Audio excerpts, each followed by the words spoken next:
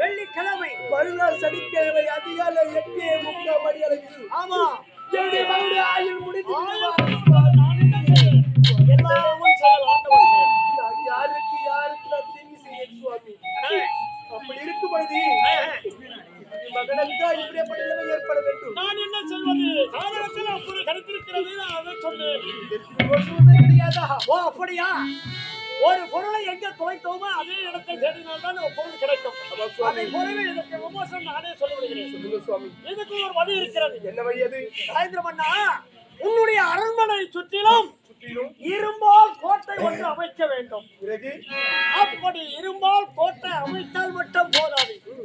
அந்த இரும்பு கோட்டைக்குள்ள நடுவிலே ஒரு அக்னி சுவாலை ஒன்று எழுப்ப வேண்டும். சரி, பிறகு அந்த அக்னி சுவாலை நடுவிலே உன்னுடைய மகனை அமர வைத்தால் ஒரு வேளை உன்னுடைய மகனுடைய உயிர் தப்பினால் தப்பிக்கலாம். சுவாமி, எல்லாம் இறைவன் செயல் வருகிறேன். சுவாமி, சொல்வதை போல் செய்து முடியும். நீங்கள் உரைத்த பிரகாரமாகவே ஆமா அனைத்தும் நான் செய்து முடிக்கிறேன். செய்து முடிய நான் வருகிறேன்.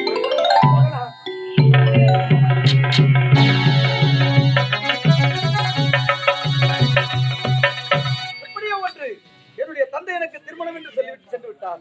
ஆனால் எந்த நாட்டு பெண்ணாக இருக்கும், எந்த நாட்டு இளவரசியாக இருக்கும், அவள் அழகாக இருப்பாளா, அவள் எப்படி இருப்பாள் என்றே தெரியவில்லை.